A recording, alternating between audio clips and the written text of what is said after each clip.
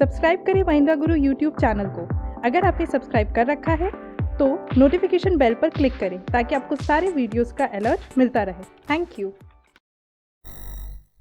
Hello and welcome to MahindraGuru.com's official YouTube channel and you are watching a new session of for your information #FYI, जहां आज हम नजर डालेंगे 28 मार्च के इतिहास पे। क्या हुआ था, ऐसा क्या घटा था खास, What was the history of 28 March and yes, इसी डिस्कशन में एज यूजुअल बने हुए हैं हिस्ट्री गुरु हमारे साथ, जिनका करेंगे हम स्वागत इस सेशन में और देखेंगे इवेंट्स के माध्यम से कि किसको हमें रखना है याद, किन किन प्रोस्पेक्ट्स पे हमें डालना है नजर और किन किन बातों को हमें रखना है ध्यान से, ताकि एग्जामिनेशंस की प्रिपरेशन कर सके हम आगे। तो let's proceed with the part and let's look upon two the first event जो कि हुआ था yes 1959 was the year and the very same day 28th March when the State Council of the People's Republic of China dissolves the government of Tibet। तो history गुरु से पूछेंगे, बिल्कुल ये self defined event जरूर है लेकिन पॉलिटिकल मूवमेंट है तो डेफिनेटली इसके बारे में हम और प्रोस्पेक्ट क्या जान सकते हैं। बिल्कुल, अगर हम एग्जाम के प्रोस्पेक्ट की, अगर हम एग्जाम के पर्पस की अगर हम बात करें तो आज भी हम ये जानते हैं कि चाइना ने अवैध रूप से, अवैध तरीके से तिब्बत पर कब्जा कर रखा है,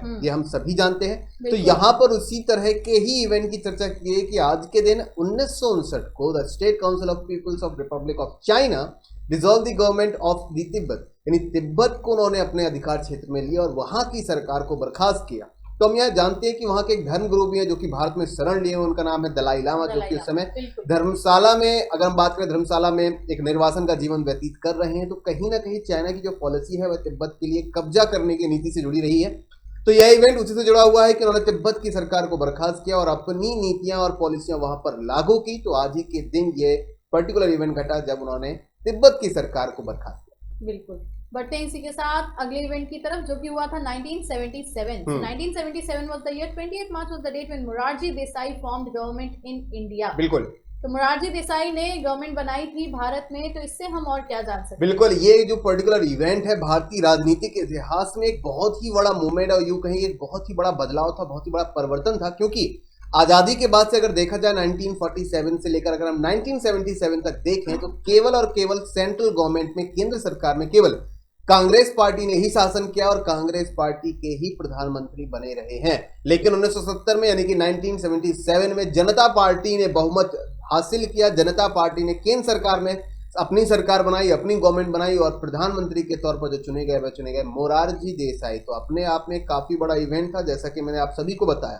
तो 28 मार्च 1977 को जनता पार्टी ने अपनी सरकार बनाई और प्रधानमंत्री के तौर पर मोरारजी देसाई, जो कि पहले वित्त मंत्री थे कांग्रेस सरकार की गवर्नमेंट में, और उनके नाम पर एक अनोखा रिकॉर्ड भी शामिल है कि अगर भारत में सबसे ज्यादा बार बजट प्रेजेंट करने की बात किया कि किस पर्टिकुलर फाइनेंस मिनिस्टर ने सबसे ज्यादा टाइम बजट भारत में पेश किया, तो उसका आंसर भी हो जाएगा मोरारजी देसाई। उन्होंने 10 बार बजट पेश किया था। लेकिन 1977 के चुनाव में जनता पार्टी में वो शामिल हुए, जनता पार्टी चुनाव जीतती है, कांग्रेस पार्टी हार जाती है और प्रधानमंत्री के तौर पर मोरारजी देसाई भारत के एक पहले नॉन कांग्रेस पीएम के तौर पर भारत में चुने जाते हैं। बिल्कुल, आगे बढ़ते हैं, बर्थडेज की बात करते हैं, किन के जन्मदिन होते हैं 28 मार्च के दिन। तो first personality which we have that is Lady Gaga. 1986 was the year, 28 March was the date when Lady Gaga was born. तो लेडी गागा के बारे में सर बिल्कुल हम कहीं ना कहीं देखें तो सिंगर, एस्टैब्लिश्ड सिंगर, और क्या हम जान सकते हैं? बिल्कुल, अगर हम लेडी गागा की बात करें, जैसे कि आप उनका बर्थ डे देख रहे हैं यहाँ पर, उनका जो बर्थ हुआ था वह मैनहट्टन यूएसए में हुआ था, यानी कि वह यूएसए से संबंधित है,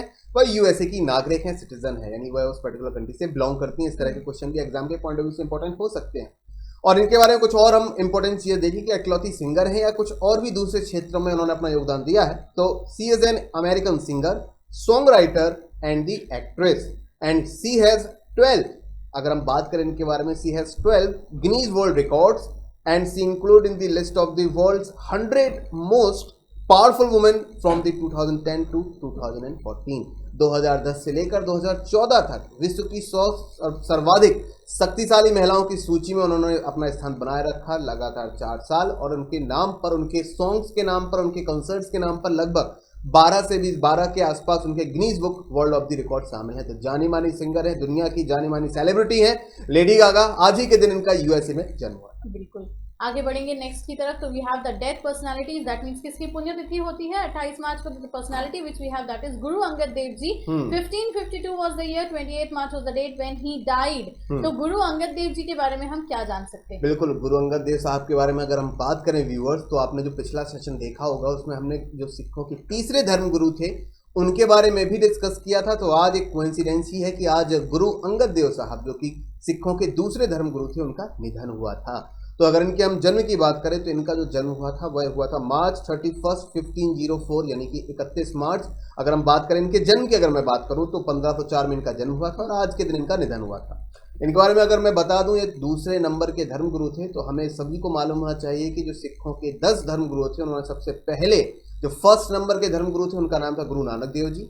दूसरे नंबर पर अगर हम बात करें गुरु अंगद देव जी, और तीसरे नंबर पर अगर हम गुरु की बात करें जो कि हमने प्रीवियस सेशन में भी डिस्कस किया था, गुरु अमरदास जी। तो जी हाँ, सिखों के दूसरे धर्म गुरु गुरु अंगद देव साहब का आज ही के दिन निधन हुआ था 1552। बिल्कुल, तो आगे बढ़ते हैं क्वेश्चन आंसर सेशन की तरफ। देखते हैं FYI क्वेश्चन बैंक में आज किस तरीके के क्वेश्चन ऐड ऑन होंगे। So here comes the first question. The headquarters of Allahabad bank is located in. Allahabad bank का मुख्यालय कहाँ स्थित है? ऑप्शंस की अगर हम बात करें, शहरों के नाम आपके सामने है। First one is Pune, next one is new Delhi, third one is Chennai and last one is Kolkata. So definitely if we talk about the answer, that is option number D, Kolkata. अगर हम भारत के सबसे पुराने बैंक की बात करें, दी ओल्डेस्ट बैंक इन इंडिया, तो obviously आपका आंसर इलाहाबाद बैंक ही होना चाहिए। और इस पर्टिकुलर बैंक का जो हेडक्वार्टर है कोलकाता में स्थित है और इस पर्टिकुलर बैंक को 1865 यानी कि 1865 में स्टैब्लिश किया गया था। चलिए बढ़ते हैं इसी के साथ to the next question.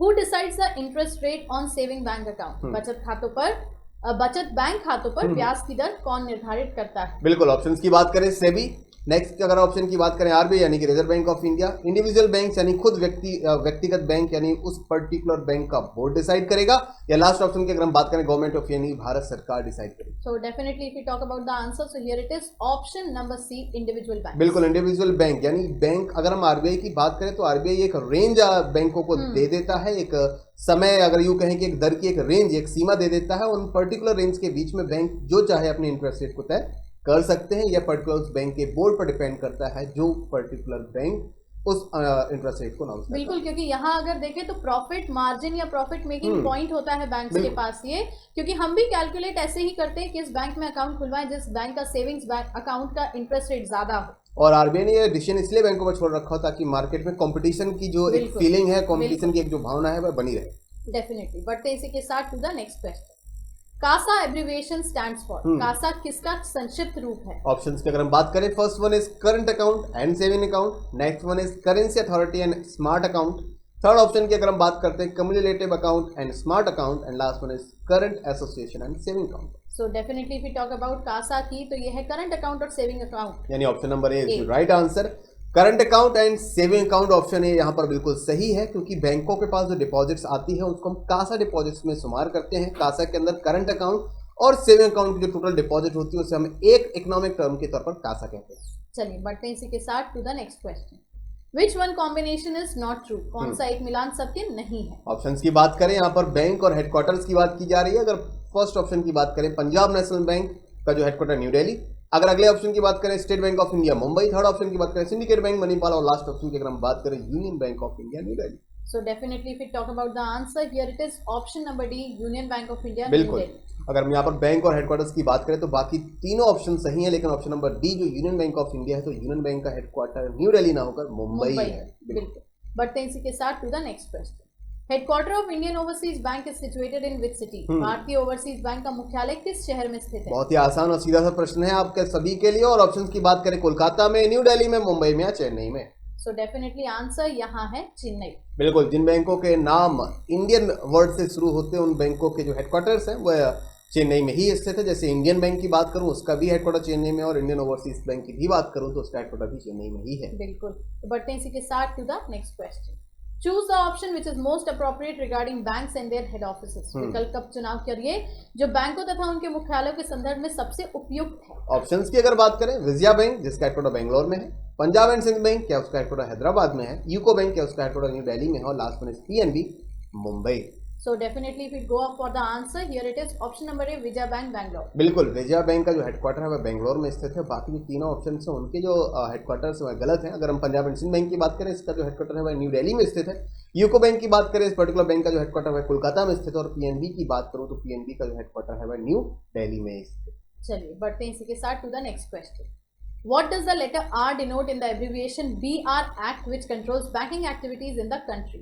BR अधिनियम संक्षिप्त जो कि देश में बैंकिंग क्रियाकलापों को नियंत्रित करता है, में अक्षर R क्या दर्शाता है? ऑप्शंस की बात करें, first one is reformation, next one is regulation, third one is reporting, last one is resolution. So definitely here is the answer option number B, regulation. जी हाँ, अगर बीआर एक्ट की पूरी बात कर दो तो बैंकिंग रेगुलेशन एक्ट। जी हाँ, B R act को हम फुल फॉर्म के तौर पर बैंकिंग रेगुलेशन एक्ट कह सकते हैं। तो यहाँ पर आर का जो हो जाएगा, आर का जो फुल फॉर्म हो जाएगा वह हो जाएगा रेगुलेशन, जो कि अगर हम बैंकिंग रेगुलेशन एक्ट की बात करते हैं तो 1949 में यह पर्टिकुलर एक्ट लाया गया। चलिए बढ़ते हैं इसी के साथ to the next question. What is the initial capital infused by the government of India in भारतीय महिला बैंक? भारतीय महिला बैंक में भारत सरकार द्वारा संचालित प्रारंभिक पूंजी क्या थी? ऑप्शंस की बात करें, first one is 500 crore, next one is 750 crore, third one is 900 crore, last one is 1000 crore. So definitely here is the answer option number D, 1000 crore. जी, अगर भारतीय महिला बैंक की बात की है जिसका हेडक्वार्टर न्यू दिल्ली में स्थित है, इसको शुरुआती 1000 करोड़ की पूंजी के साथ भारत सरकार ने स्टार्ट किया था। लेकिन आप सभी को मालूम होगा कि शुरुआती जो अभी आपने हाल ही की न्यूज सुनी होगी, इस पर्टिकुलर बैंक को एसबीआई के साथ मर्ज करने की बात की जा चुकी है और इसको अप्रूवल भी मिल चुका है। तो आगे चलकर यह पर्टिकुलर जो बैंक है वो एसबीआई के साथ मर्ज होगा। बिल्कुल, और ये 1 अप्रैल से अप्लाई होना है, ये भी हम इनके साथ डिस्कस कर चुके हैं। चलिए बढ़ते हैं इसी के साथ to the next question.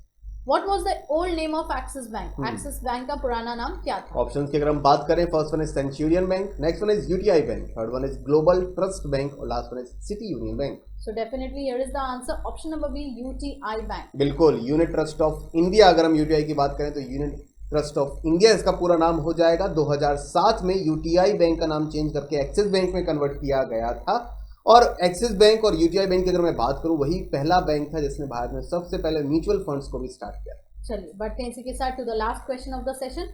A saving bank account is, एक बचत खाता क्या है? ऑप्शंस की बात करें, first one is generally open by businessman. अगर हम सेविंग बैंक अकाउंट की बात करते हैं तो यह सामान्य तौर पर या आमतौर पर व्यवसायियों के द्वारा ही खोले जाते हैं। ऑप्शन बी की बात करूं, generally open by people who have limited monthly income. आमतौर पर ऐसे लोगों के द्वारा खोले जाते हैं जो सीमित मासिक आय रखते हैं। थर्ड ऑप्शन की बात करें, generally open by the people of BPL. आमतौर पर बीपीएल यानी कि बिलो पॉवर्टी लाइन पीपल्स के द्वारा खोले जाते हैं। या इनमें से बात करूं ऑल ऑफ द अर्थ, मतलब कोई भी खोल सकता है और सभी लोग इनमें से खोलते हैं। Definitely. So here comes the answer option number B, generally opened by people who have limited monthly income. बिल्कुल, ऐसे लोगों के द्वारा ही सेविंग अकाउंट खोला जाता है जिनके पास एक मंथली बेसिक इनकम होती है, ताकि उन्हें 4% के आसपास, अगर मैं बात करूं सेविंग अकाउंट पे जो इंटरेस्ट मिलता है वो आसानी से मिल सके और उनकी बचत भी हो सके। और अगर बिजनेसमैन की बात करूं तो वह मोस्टली करंट अकाउंट खुलवाना पसंद करते हैं, ताकि जो हैवी ट्रांजेक्शन होते हैं, बड़े अमाउंट के ट्रांजेक्शन होते हैं, उनको करने में कोई प्रॉब्लम उनको ना आए। और बीपीएल्स के लिए भी डिफाइंड अकाउंट है अलग से? बिल्कुल, अगर हम बात करें सेविंग अकाउंट की, अगर हम बात करें वो सेविंग बैंक अकाउंट भी खोल सकते हैं, क्योंकि उन्हें भी अपनी बचत पे अच्छा रिटर्न चाहिए होगा। और सर वो BSBD account, basic saving bank deposit account, जी हाँ, जिसको हम करंट अकाउंट, जिसको हम सेविंग अकाउंट के तौर पर ही शुमार कर सकते हैं, क्योंकि अब सेविंग अकाउंट को खोलने की कोई एक्स्ट्रा चार्जेस, एक्स्ट्रा अमाउंट की जरूरत नहीं है। तो आप जीरो बैलेंस पर भी इस पर्टिकुलर सेविंग अकाउंट को, इसको हम बीएसबीडी कहते हैं, आसानी से खोल सकते हैं। बिल्कुल।